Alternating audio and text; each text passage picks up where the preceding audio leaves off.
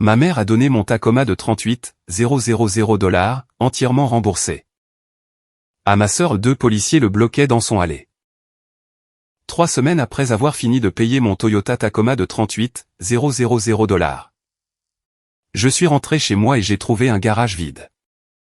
J'ai appelé ma mère, furieuse. Elle a dit, nous l'avons donné à ta sœur. Elle a des enfants. Tu peux en acheter un autre. Ma sœur avait déjà détruit 2 voitures cette année-là. Je n'ai pas discuté. À 6h40 du matin, 2 policiers bloquaient le Tacoma dans l'allée de ma sœur. La porte du garage était ouverte quand j'ai tourné dans ma rue. Je pouvais la voir à 2 pâtés de maison, car la lumière à l'intérieur était toujours allumée. Le néon que je laisse allumer quand je sais que je rentrerai après la tombée de la nuit. La lumière était allumée. Le garage était vide. Je me suis garé dans l'allée et je suis resté assise dans la voiture de Della. Le moteur en marche. Regardant la tache d'huile sur le sol en béton où mon Tacoma avait été garé pendant 4 ans. La tache avait la forme d'une empreinte de botte. J'avais effectué le dernier paiement pour ce camion 21 jours plus tôt.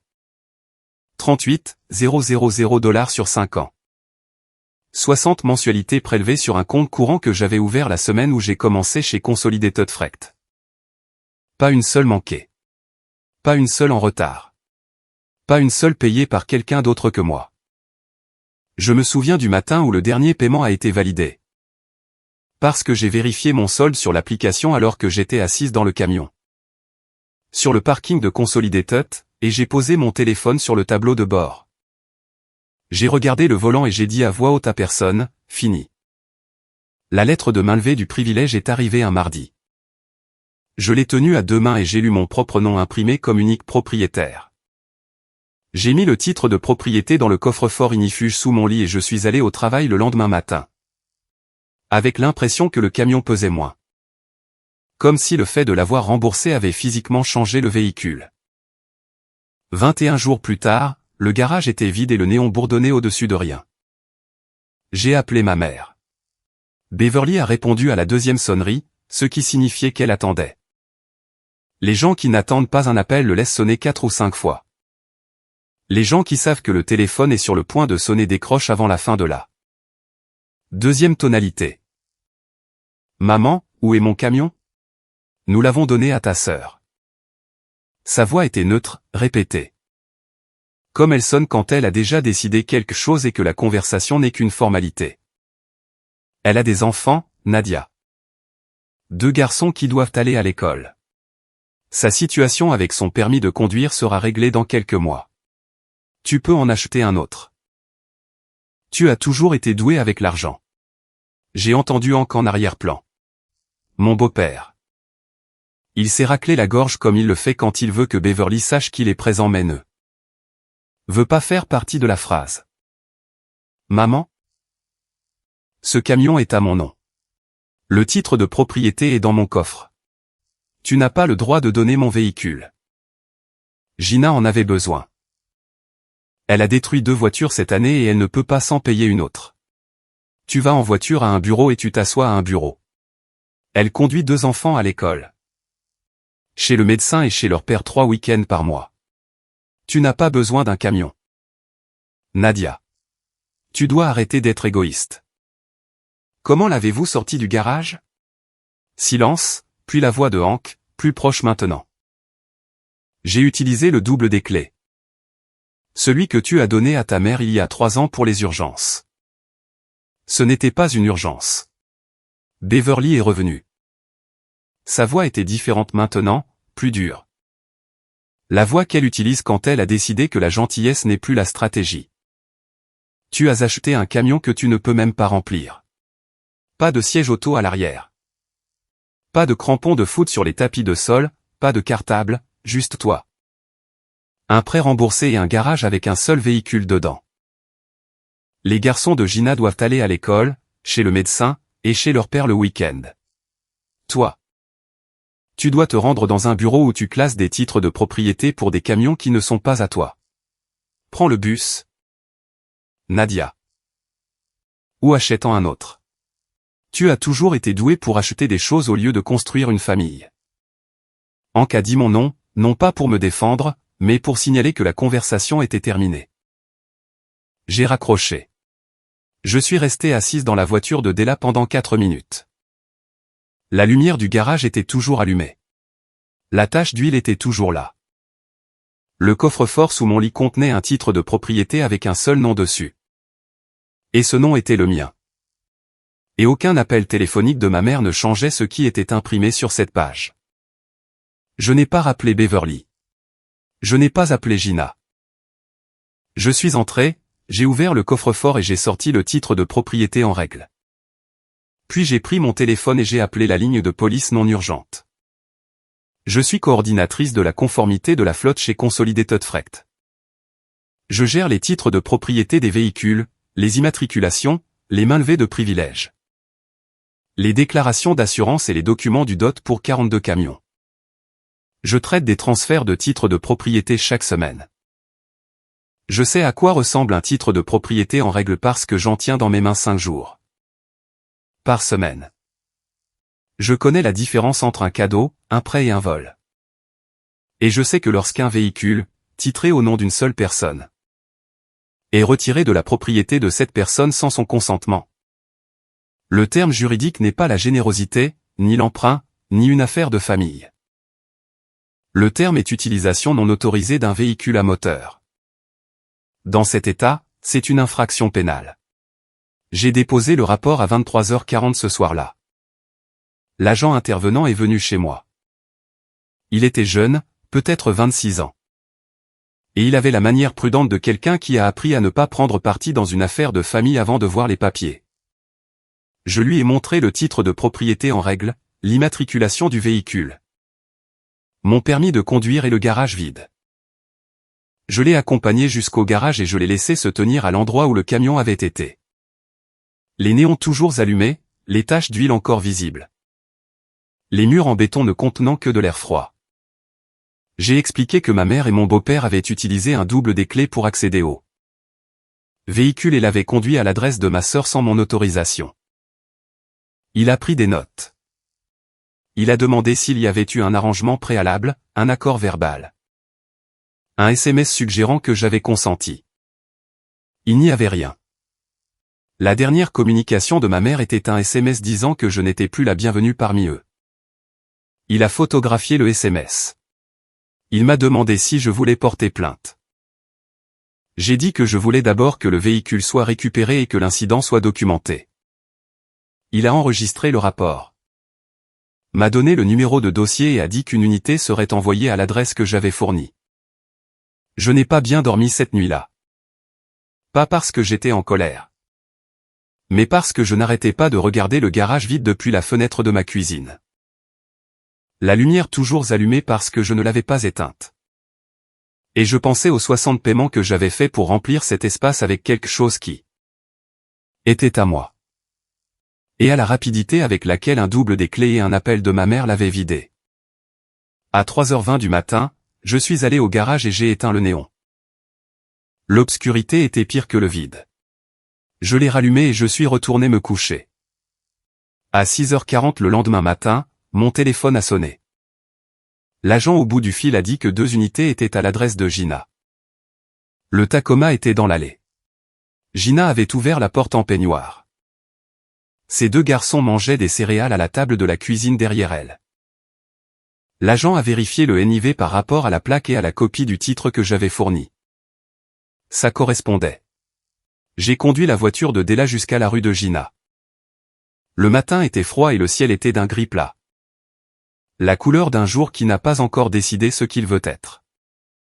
Le Tacoma était garé sur le bord de la route avec une voiture de patrouille derrière lui et une autre bloquant l'allée en diagonale. 2 voisins étaient sortis sur leur Porsche. Un homme, 3 maisons plus loin, se tenait en robe de chambre, tenant une tasse de café à 2 mains, en train de regarder. Une femme de l'autre côté de la rue s'était arrêtée au milieu de la promenade de son chien. Le chien tirait vers la voiture de patrouille et elle ne le retenait pas. Gina se tenait sur les marches de son perron en pantalon de pyjama et en sweat à capuche. Ses bras étaient croisés si fort que ses phalanges s'enfonçaient dans ses propres coudes. Ses yeux étaient rouges et humides. Elle m'a regardé avec l'expression de quelqu'un à qui on a raconté une histoire sur soi-même et à qui on demande maintenant de se tenir au milieu de cette histoire pendant que des étrangers regardent. Tu as appelé les flics sur ta propre famille, a-t-elle dit. Je ne lui ai pas répondu. L'agent m'a demandé de voir mon titre de propriété, mon permis de conduire et mon immatriculation. Je lui ai donné les trois. Il les a comparés, a vérifié la plaque NIV sur le tableau de bord à travers le pare-brise. Et a hoché la tête. Il m'a tendu les clés. Hank les avait laissées dans la console centrale avec 2 reçus d'une station-service où je n'étais jamais allé. L'essence que Hank avait utilisée pour conduire mon camion pendant 20 minutes à travers la ville. Je suis monté dans le Tacoma. Le siège était reculé de 15 cm par rapport à ma position habituelle. Les rétroviseurs étaient mal réglés. Le désodorisant que Gina avait accroché au rétroviseur avait la forme d'un pain et ne sentait rien. Comme mon camion. J'ai retiré l'arbre en pin du rétroviseur et je l'ai posé sur le trottoir. Je suis rentré chez moi. La porte du garage s'est ouverte avec le nouveau code que j'avais programmé la veille. Je suis entré, j'ai coupé le moteur et je me suis assise sur le siège du conducteur. Les 2 mains sur le volant. La tache d'huile était sous moi. Le néon était allumé. Le garage sentait le béton et l'huile de moteur.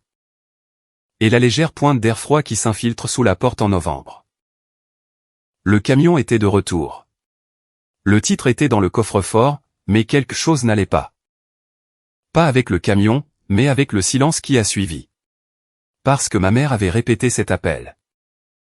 Elle l'attendait. Et les gens qui répètent leur défense avant que le crime ne soit découvert ne répètent pas pour un seul acte. Ils répètent parce que l'acte qu'ils défendent fait partie d'une performance plus longue, plus ancienne et plus soignée. Et je ne savais pas encore depuis combien de temps le spectacle durait. Si votre propre famille vous a déjà pris quelque chose des mains en vous disant que ce n'était jamais vraiment à vous, vous comprenez à quoi ressemble ce silence. Si des histoires comme celle-ci vous semblent familières, vous écoutez Family Secret Tales. 3 jours après avoir récupéré le Tacoma, mon téléphone a sonné au travail. L'interlocuteur s'est présenté comme le directeur financier de Pacific Auto Credit. Il a dit qu'il appelait au sujet d'un paiement manquant sur une Chevrolet Equinox 2022. Numéro de prêt se terminant par 4471, montant du prêt initial de 24 000 $, que j'aurais co-signé. Je n'avais jamais rien co-signé de ma vie. Ni pour Gina, ni pour Beverly, ni pour personne. J'ai passé 4 ans chez Consolidated Freight à voir ce qui arrive quand un co-signataire ne comprend pas ce qu'il a signé. J'ai vu des propriétaires de flotte perdre leur véhicule personnel parce qu'ils avaient garanti un prêt pour un camion qui a mal tourné. Je sais ce qu'est une co-signature. C'est une promesse écrite sur le risque de quelqu'un d'autre. Je n'avais jamais fait cette promesse. Il doit y avoir une erreur, ai-je dit. Je ne possède pas de Chevrolet Equinox. Je n'ai jamais co-signé de prêt auprès de votre institution. Il m'a lu les détails de la demande, mon nom légal complet, mon numéro de sécurité sociale. Mon employeur indiqué comme Consolidated Freight, mon adresse. Ma signature à la page 4 du dossier d'origine. Le prêt initial était de 24,000 $. Le véhicule a été déclaré perte totale suite à un accident pour conduite en état d'ivresse en août. L'assurance de Gina avait versé 9,2 cents $, mais le solde déficitaire restant était de 18,6 cents $. En tant que co-signataire, vous êtes responsable du déficit, a-t-il dit. Je lui ai demandé de m'envoyer une copie du dossier d'origine. Il a dit qu'il arriverait dans les 5 jours ouvrables. Je l'ai remercié, j'ai raccroché et je suis resté assise à mon bureau. À regarder l'écran où je traitais les transferts de titres de propriété pour 42 camions. Mon Tacoma valait 38,000 $. La co-signature de l'Equinox m'exposait à un déficit de 18,6 cents $. Entre le camion que ma mère avait physiquement pris et le prêt qu'elle avait invisiblement attaché à mon nom. Elle avait mis près de 57 000 $ de ma vie financière en péril sans me poser une seule question. Et je ne savais pas encore si ce chiffre avait fini de croître. J'ai consulté mon propre rapport de crédit. Le prêt de l'Equinox y figurait, ouvert il y a 14 mois. Mon nom, mon numéro de sécurité sociale, mon adresse. Je ne l'avais jamais vu avant ce matin-là. Le paiement mensuel était de 412 $, et aucun de ces paiements n'avait été effectué par moi. Car je ne savais pas que le compte existait jusqu'à ce qu'un inconnu appelle mon téléphone de bureau pour me dire que je devais de l'argent pour une voiture qui n'avait plus de moteur. J'ai appelé Della. C'est ma meilleure amie et ma collègue. La femme qui m'a formé ma première semaine chez Consolidated il y a 4 ans. Ce premier jour, alors que je me tenais dans la cour de la flotte en essayant d'apprendre la différence entre un camion-caisse de 26 pieds et un de 28 pieds. Della s'est approchée et a attaché une petite clé métallique à mon cordon. Premier jour, premier outil, a-t-elle dit. Tu n'en auras pas besoin pour le travail sur les titres. Mais tu devras te souvenir que tu as commencé ici sur le terrain, pas derrière un bureau. Cette clé est toujours sur mon porte-clés. C'est la première chose que je touche chaque matin quand je prends mes clés. Quand mon père est mort il y a 3 ans, Della est venue à l'enterrement. S'est assise au dernier rang et n'a pas dit un mot pendant le service. Après, elle m'a tendu un sac en papier avec une bouteille d'eau et une barre de céréales. Elle a dit, le deuil est physique. Mange quelque chose. C'est à ce moment-là que j'ai compris que Della est le genre de personne qui ne vous dit pas comment vous sentir. Elle vous dit comment survivre aux sentiments. Je l'ai appelée. Elle a décroché à la première sonnerie. Je lui ai tout raconté, le camion, la récupération, l'appel pour la cosignature de la concession. Ta mère a mis ton nom sur un prêt auto pour un véhicule que ta sœur a détruit en conduisant ivre? A dit Della. Oui, et elle ne te l'a jamais dit? Non. Elle a pris mon camion, m'a envoyé un SMS disant que je n'étais pas la bienvenue. Et a attendu que le prêteur me trouve. Della est restée silencieuse. Je pouvais l'entendre respirer et le bruit de son robinet de cuisine qui goutte. Puis elle a dit, Nadia. Elle n'a pas pris ton camion parce que Gina avait besoin d'un moyen de transport.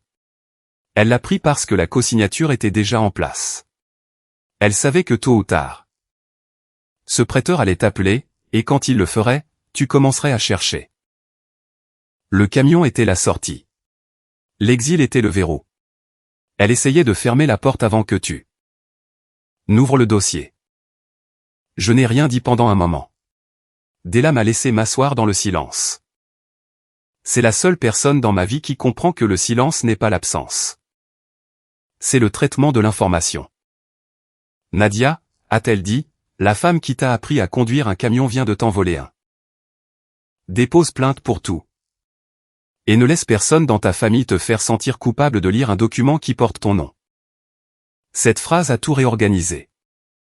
L'appel téléphonique répété, le SMS d'exil immédiat, la vitesse de tout cela. Beverly n'avait pas agi par amour pour Gina. Elle avait agi par peur que je fasse exactement ce que je faisais en ce moment. M'asseoir à un bureau, ouvrir un écran et regarder les dossiers. Cette nuit-là, je me suis assise sur mon lit avec le coffre-fort ouvert à côté de moi. Le titre de propriété en règle à l'intérieur. Mon nom, un seul nom. Le titre était toujours à moi, mais la cosignature était là. Attachée à mon crédit comme une deuxième ombre que je n'avais jamais accepté de projeter. Et rien de tout cela n'avait ma signature réelle sur une seule page. J'ai failli fermer le coffre-fort et décider que c'était suffisant. Le camion était à la maison. Le titre était en règle. Je pouvais contester la cosignature et passer à autre chose sans jamais plus parler à Beverly. Mais le directeur financier avait dit que le prêt avait été ouvert il y a 14 mois. Cela signifiait que ma mère était entrée dans une concession. Ou avait envoyé quelqu'un dans une concession. Et avait signé mon nom sur une page qu'elle n'avait pas le droit de toucher pendant que j'étais à mon bureau à traiter des transferts de titres pour les camions d'autres personnes. Ce n'était pas une erreur. C'était une répétition pour tout ce qui a suivi. J'ai rencontré un avocat nommé Oxin lundi. 44 ans. Bureau impeccable. Il prenait des notes sur un ordinateur portable et posait des questions précises. Quand j'ai eu fini, il a regardé le rapport d'incident. Le rapport de crédit et le dossier de cosignature que j'avais reçu ce matin-là. Nous avons plusieurs problèmes distincts, a-t-il dit. Le rapport sur le véhicule est déjà documenté et le camion est récupéré. Pour la cosignature de l'Equinox. Nous déposons une contestation pour vol d'identité auprès du prêteur et une déclaration sous serment auprès de la FTC. Je veux aussi demander l'historique du titre du Tacoma via le DMV en utilisant le NIV et votre rapport d'incident. Si votre mère a tenté des transferts antérieurs. Ces dossiers montreront les soumissions et qui les a déposés. Il a fait une pause. Après cela, nous laissons les dossiers faire le travail. Le prêteur enquête sur la signature. Les dossiers du DMV parlent d'eux-mêmes. Si les preuves soutiennent la falsification, je renverrai à la fois la cosignature et toute soumission de titre au procureur. J'ai signé les documents de contestation. Hawks a déposé la plainte pour vol d'identité et la demande de dossier du DMV avant le déjeuner. La réponse du DMV est arrivée en moins d'une semaine. Elle montrait 2 tentatives de transfert de titres rejetées sur mon Tacoma. Toutes 2 appuyées par des procurations portant mon nom. La première a été soumise 14 mois plus tôt. La seconde, 9 mois plus tôt. Toutes 2 ont été refusées parce que l'examinateur du DMV a signalé que les signatures n'étaient pas conformes à la signature de mon permis de conduire enregistré. La partie soumissionnaire indiquée sur les 2 dossiers était Beverly Hewitt. Ma mère. Elle avait essayé de voler mon camion 2 fois avant de le voler. La première fois, il y a 14 mois, alors que le Tacoma n'était même pas encore remboursé. Elle était entrée dans un bureau du DMV avec un faux papier et avait essayé de mettre mon camion au nom de Gina. Quand cela a été refusé, elle a attendu 5 mois et a réessayé avec le même document falsifié. Quand cela a également été refusé, elle a envoyé avec un double des clés. Le vol du camion n'était pas une générosité impulsive. C'était la 3e tentative après 2 fausses signatures ratées. Hawks a examiné les dossiers du DMV et a envoyé les 2 soumissions de procuration falsifiées au bureau du procureur comme preuve potentielle de falsification. Il a également transmis la contestation de la cosignature à Pacific Auto Crédit avec les comparaisons de signatures du DMV en pièces jointes. Le schéma était maintenant visible. Une cosignature falsifiée sur l'Equinox, 2 procurations falsifiées au DMV, et un vol physique. Tout cela fait en mon nom sans que je le sache. J'ai failli appeler Beverly ce soir-là. Mon pouce était sur son nom dans mon téléphone. Pas parce que je voulais la prévenir. Parce qu'une partie de moi, la partie qui avait été sa fille pendant 31 ans, voulait l'entendre dire une seule chose vraie. Juste une phrase qui ne commençait pas par Gina et ne se terminait pas par une explication sur pourquoi je devais quelque chose que je n'avais jamais accepté de donner. Mais le titre dans le coffre-fort portait un nom. Et ce nom était la seule chose vraie dont j'avais besoin. Le samedi suivant, Beverly a convoqué une réunion de famille à sa table de salle à manger. Elle m'a dit que Gina serait là. Elle m'a dit que Hank serait là. Elle m'a dit que son ami Patrice d'en face serait là comme témoin neutre. Elle a dit: nous devons régler ça en famille avant que les avocats n'en fassent quelque chose que ça ne devrait pas être. J'y suis allé. Beverly s'était préparée. Elle était assise en bout de table. Hank était à côté d'elle.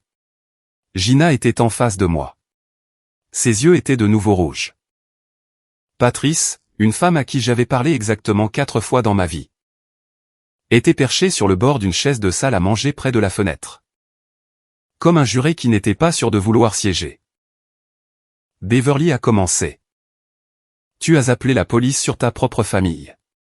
Tu as fait venir des policiers chez ta sœur à 6h40 du matin.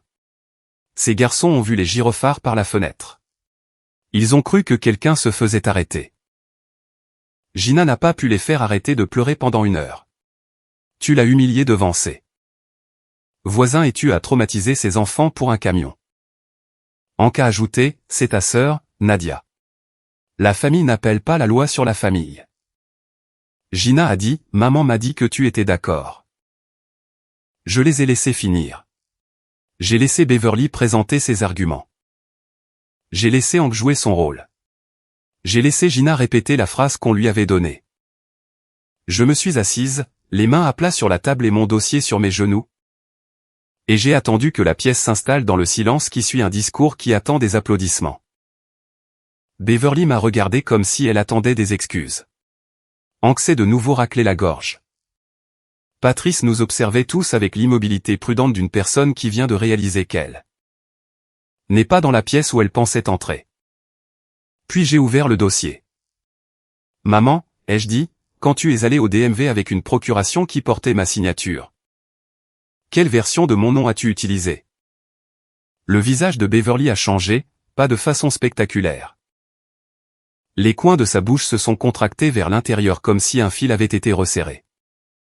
Derrière ses dents. Parce que l'examinateur du DMV a noté que la signature utilisait l'initiale de mon deuxième prénom. De jeune fille. J'ai légalement abandonné cette initiale à 18 ans. Tu as utilisé une version de mon nom qui n'existe plus depuis 13 ans. Je ne vois pas de quoi tu parles, a dit Beverly. Tu as soumis la même fausse procuration 2 fois. Une fois il y a 14 mois et une fois il y a 9 mois. Toutes 2 ont été refusées parce que les signatures ne correspondaient pas à celles de mon permis. Les dossiers du DMV ont ton nom comme partie soumissionnaire. Mon avocat en a des copies. Patrice a bougé sur sa chaise. Elle a regardé Beverly de la façon dont on regarde quelqu'un quand la chose dont on a accepté d'être témoin n'est pas la chose que l'on voit. Quand Pacific Auto Crédit m'a appelé au sujet d'un prêt cosigné sur l'équinoxe de Gina. Ai-je poursuivi? J'ai demandé le dossier d'origine. Mon nom est à la page 4. Mon numéro de sécurité sociale est à la page 2. Je n'ai pas signé ce document. Je ne suis jamais entré dans cette concession. La signature ne correspond pas à mon titre, à mon permis, ni à aucune signature que le DMV a dans ses dossiers pour moi. Les mains de Gina sont passées sous la table. Elle fixait la surface. J'ai regardé Beverly, puis Gina, puis de nouveau Beverly. Maman? Tu as mis mon nom sur une cosignature pour une voiture que Gina a détruite en conduisant ivre. Tu as soumis une fausse procuration au DMV 2 fois en essayant de transférer mon camion à Gina. Et quand les 2 tentatives ont échoué? Tu as envoyé Hank chez moi avec un double des clés et tu l'as pris quand même. Puis tu m'as appelé et tu m'as dit de prendre le bus. La bouche de Beverly était ouverte. Sa main droite agrippait le bord de la table. Hank était devenu immobile de la manière dont les hommes grands deviennent immobiles quand ils réalisent que la pièce a changé et qu'ils ne savent pas dans quelle direction se tourner. Je n'ai pas eu à être plus maligne que toi, maman, ai-je dit. J'ai seulement eu à arrêter d'ignorer les traces que tu as laissées derrière toi. Beverly a essayé. Sa voix s'est brisée. J'essayais d'aider Gina. Elle a 2 garçons. Elle n'a pas de voiture. Elle n'a pas de permis. Qu'est-ce que j'étais censé faire? Tu étais censé demander, ai-je dit. Tu étais censé prendre le téléphone et dire, Nadia. Ta sœur a besoin d'aide. Peux-tu l'aider? Et peut-être que j'aurais dit oui. Peut-être que j'aurais conduit ces garçons à l'école moi-même. Mais tu n'as pas demandé. Tu as falsifié. Tu as volé. Tu as menti à une banque et à un DMV. Puis tu m'as dit que je n'étais pas la bienvenue dans cette famille parce que j'avais osé m'acheter un camion avec l'argent que j'avais gagné. Gina s'est mise à pleurer. Pas les larmes de comédie de tout à l'heure. Le vrai genre, où le son vient de quelque part derrière les côtes. Elle m'a regardé à travers ses larmes et a dit. Je n'étais pas au courant de tout. Maman m'a dit que tu avais accepté la cosignature. Elle a dit que tu savais. Et le camion, ai-je dit. Pensais-tu que j'avais accepté de te donner mon Tacoma entièrement remboursé pendant que je n'étais pas à la maison? Gina n'a pas répondu.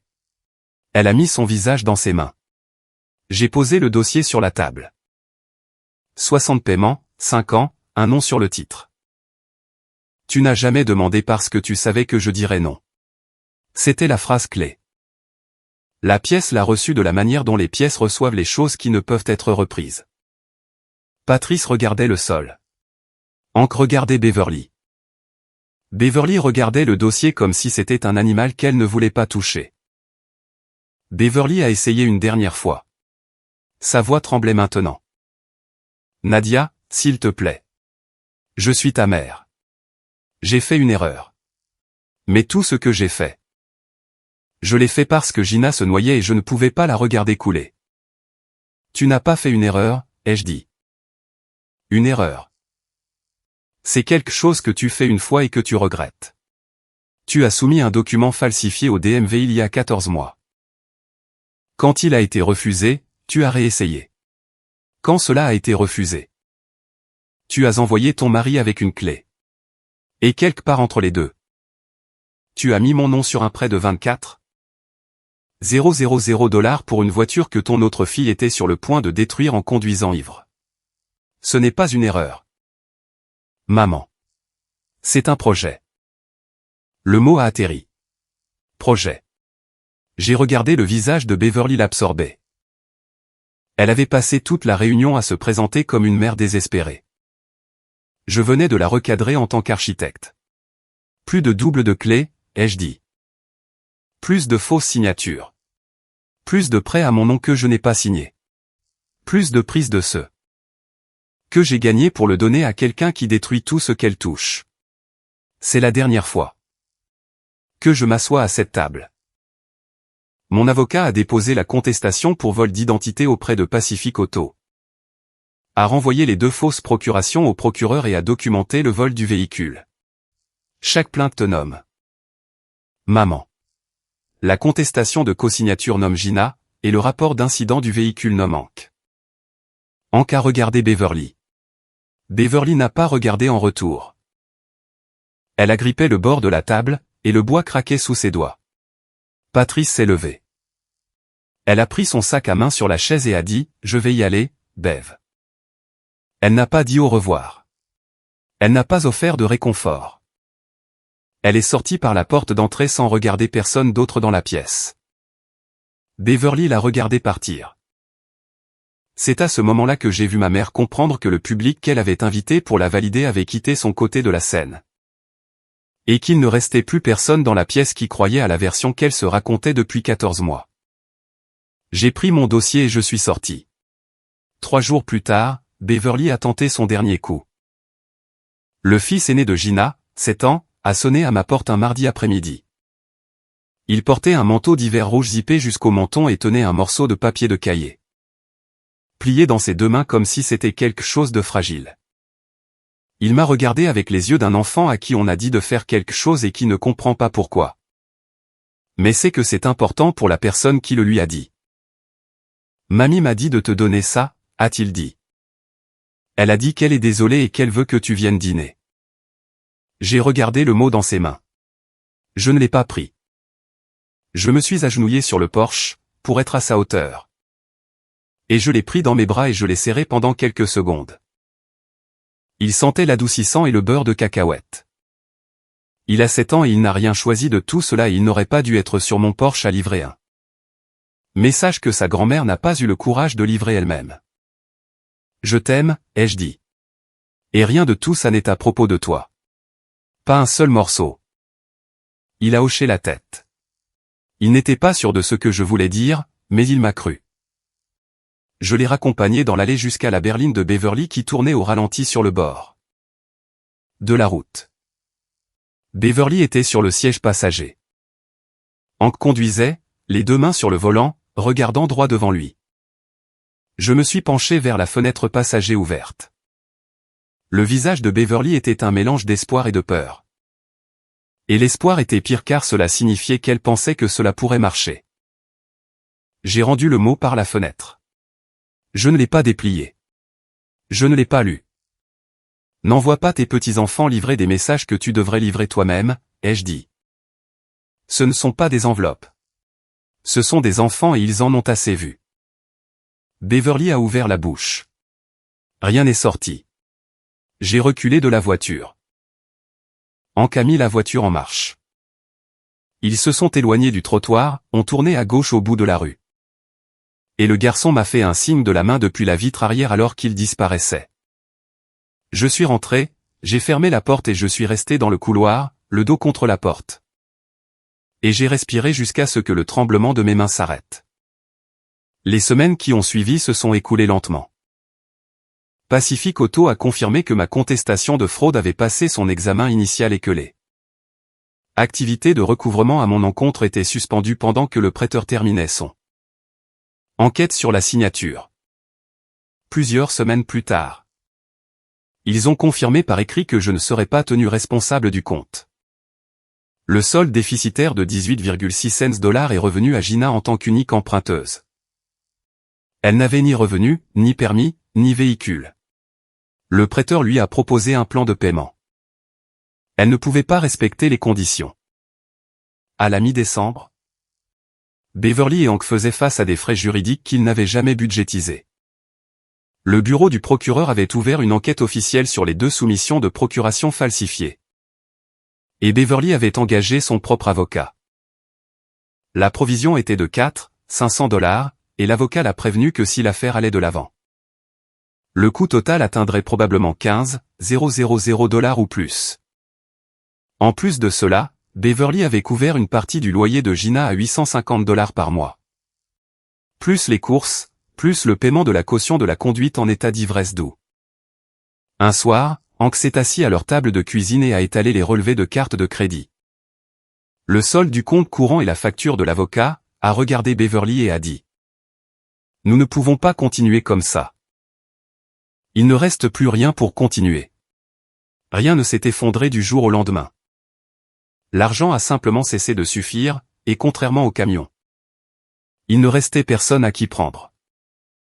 La voisine de Beverly, une femme qui vivait de l'autre côté de la rue depuis 11 ans et partageait le porche de Beverly les soirs d'été, et qui avait conduit Beverly à une opération du genou de Noël auparavant, a vu le nom de Beverly dans les archives judiciaires locales.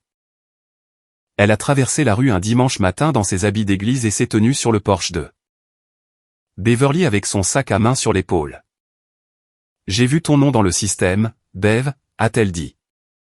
Falsification, 2 chefs d'accusation, au DMV, contre ta propre fille. » Beverly a commencé à expliquer. Elle a commencé comme elle commence toujours, avec Gina et les garçons, l'école, le médecin et les week-ends de garde.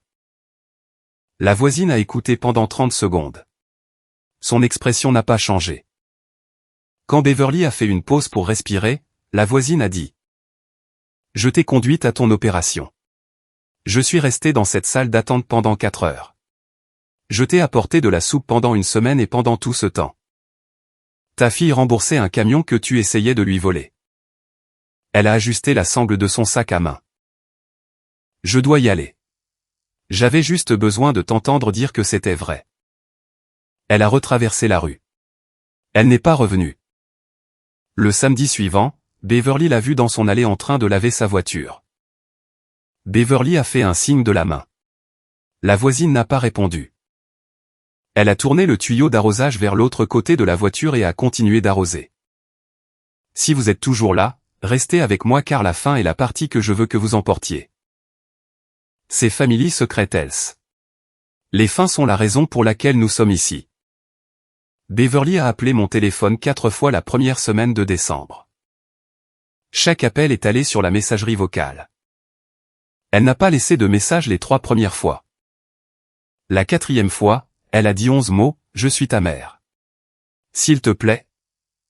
Décroche. J'ai besoin de te parler. » J'ai sauvegardé le message vocal. Je l'ai écouté 1 fois. Sa voix semblait plus faible que je ne l'avais jamais entendue. Je n'ai pas rappelé. Un samedi matin, elle est venue chez moi en voiture. J'étais dans la cuisine en train de faire du café. J'ai entendu le camion de Hank se garer dans l'allée et tourner au ralenti. Le moteur a un léger cliquetis quand il est froid, un son que j'ai entendu 100 fois. Un son qui signifiait autrefois une visite et qui signifiait maintenant quelque chose pour lequel je n'avais pas de nom. J'ai entendu la porte du passager. J'ai entendu les chaussures de Beverly sur le béton, puis sur les marches du porche, 1 par 1. Plus lentement que dans mes souvenirs. Elle a frappé 3 fois. Elle a dit mon nom. Elle a attendu. Elle l'a redit, plus doucement. Je suis resté dans la cuisine avec ma tasse dans les 2 mains et j'ai regardé la porte d'entrée. Le peine dormant était enclenché. La chaîne était mise. Le Tacoma était dans le garage et le titre de propriété était dans le coffre-fort et chaque document falsifié qu'elle avait soumis se trouvait maintenant dans des dossiers au bureau du procureur et dans le classeur d'aux. Elle a frappé une fois de plus. Plus doucement. Le coup de quelqu'un qui sait qu'on ne le laissera pas entrer mais qui a besoin de faire le geste pour pouvoir se dire qu'elle a essayé. Elle est restée sur le porche pendant 6 minutes. Je le sais parce que j'ai regardé l'horloge du micro-ondes. Je pouvais l'entendre respirer à travers la porte. À un moment donné, je l'ai entendu dire quelque chose de si bas que ce n'était presque pas un mot. Juste la forme de mon nom posé sur le bois de la porte comme une prière dite dans des mains. Puis je l'ai entendu descendre les marches, j'ai entendu la portière du camion. J'ai entendu Hank dire quelque chose à voix basse et j'ai entendu le moteur s'éloigner du trottoir. Elle avait conduit 20 minutes pour se tenir sur un porche pendant 6 minutes et apprendre ce qu'elle savait déjà. La porte du garage était fermée. Le Tacoma était à l'intérieur. La tache d'huile était sous le camion, là où elle devait être. Beverly avait vu le garage fermé depuis l'allée, elle savait que le camion était là. Elle savait que la femme qui le possédait était à l'intérieur de la maison. Et elle savait que ni la porte ni la femme n'allaient s'ouvrir pour elle. J'ai failli aller à la porte. Ma main était sur le pêne dormant et je sentais le froid du métal à travers ma paume. 31 ans à ouvrir chaque porte à laquelle ma mère a frappé. 31 ans à répondre à chaque appel. À me précipiter à chaque crise et à croire que la prochaine fois serait différente. Parce que c'était ma mère et que les mères ne prennent pas à leurs enfants sans demander. Mais le titre dans le coffre-fort portait un nom. Et la procuration au DMV portait un nom qui n'était pas le mien. D'une écriture qui n'était pas la mienne. Soumise par une femme qui avait décidé que ce que je possédais était à elle de le redistribuer. J'ai retiré ma main du pêne dormant et je suis retourné à la cuisine. En janvier, l'enquête avançait dans le système comme les enquêtes avancent, lentement. Officiellement, sans se soucier de qui cela dérangeait. Beverly avait une audience préliminaire au calendrier. Elle ne dormait pas bien. Hank avait cessé d'aller à sa soirée de poker du jeudi parce que 2 des hommes à la table avaient entendu parler du dépôt de plainte et ils ne voulaient pas s'asseoir en face de leurs questions. Gina vivait dans un appartement d'une chambre avec 2 garçons, sans véhicule. Sans permis et avec un solde déficitaire qu'elle ne pouvait pas payer. Elle prenait le bus pour aller à l'épicerie 2 fois par semaine. Le même bus que Beverly m'avait dit de prendre. Le camion qu'on lui avait donné pendant 3 jours était de retour dans mon garage, propre, au chaud et titré au nom de la personne qui l'avait payé. Les fausses procurations que Beverly avait soumises se trouvaient dans un dossier de preuve du procureur avec son nom sur la ligne de soumission. La porte de mon garage était fermée, mon camion était à l'intérieur. Mon titre de propriété était dans le coffre-fort, ma contestation de crédit était résolue. La différence entre la cuisine de ma mère et la mienne n'était pas l'argent. La punition ou la distance. C'était que tout ce qui se trouvait à l'intérieur de ma maison portait mon nom et que j'avais signé. Pour chaque pièce moi-même. Mars est arrivé, froid et gris. Un samedi matin, je me tenais dans mon garage, un café à la main, et je regardais le Tacoma. Le camion était propre. Je l'avais lavé la veille dans l'allée. Passant le jet d'eau sur le capot jusqu'à ce que l'eau s'écoule en une seule nappe lisse. Puis je l'avais séché avec la même peau de chamois que j'avais achetée le jour où je l'avais sorti de la concession il y a 5 ans. La porte du garage était baissée. Le nouvel ouvre-porte était accroché au pare-soleil. Le double des clés était dans le tiroir de ma cuisine, pas dans le sac à main de Beverly. Pas sur le trousseau de Hank, dans aucune autre main que la mienne. Le coffre-fort sous mon lit contenait le titre, en règle et claire, un nom, unique propriétaire. Pas de privilège, pas de co-signataire falsifié. Pas de procuration frauduleuse en attente dans aucun bureau du gouvernement de l'État. Le garage sentait le béton froid. L'huile de moteur et la légère trace d'échappement de quand j'avais laissé tourner le moteur quelques minutes ce matin-là pour le réchauffer. La tache d'huile était sous le camion, là où elle avait toujours été. Le néon bourdonnait comme il avait bourdonné la nuit où je suis rentré et ai trouvé un garage vide. Sauf que maintenant la lumière tombait sur quelque chose au lieu de rien. Della m'a envoyé un texto à 7h14. 3 mots. Premier jour encore. J'ai souri à cela parce que c'était le cas. Le camion était à moi comme il avait été à moi le jour où je l'ai sorti de la concession. Sauf que maintenant, je comprenais ce que, à moi, signifiait vraiment. Cela signifiait 60 paiements qui n'ont jamais été refusés. Jamais manqués et qui ne sont jamais allés sur le compte de quelqu'un d'autre. Cela signifiait un titre dans un coffre ignifuge. Cela signifiait une porte de garage qui ne s'ouvre que lorsque je lui dis. Avec un code que seul moi connais, et une maison où personne n'a plus de double des clés. Cela signifiait que personne dans ma famille, ni ma mère, ni ma sœur, ni mon beau-père avec des instructions d'une femme qui croit que tout ce que je construis appartient à celui qui en a le plus besoin ne s'assiérait plus jamais sur ce siège conducteur sans me le demander d'abord. Et ils ne demanderaient pas parce qu'ils connaissent déjà la réponse. J'ai verrouillé la porte du garage derrière moi. Le peigne dormant a cliqué. Le café était chaud. Le matin était froid. Le camion était à l'intérieur, dans le noir, dans l'espace que je paie, sur la tâche qu'il a faite. Derrière une porte qui reste fermée jusqu'à ce que je l'ouvre. Merci d'être resté jusqu'à la fin. Si cette histoire vous a rappelé que ce que vous gagnez vous appartient, partagez-la avec quelqu'un qui l'apprend encore. Abonnez-vous à Family Secret Health. Je vous verrai dans la prochaine.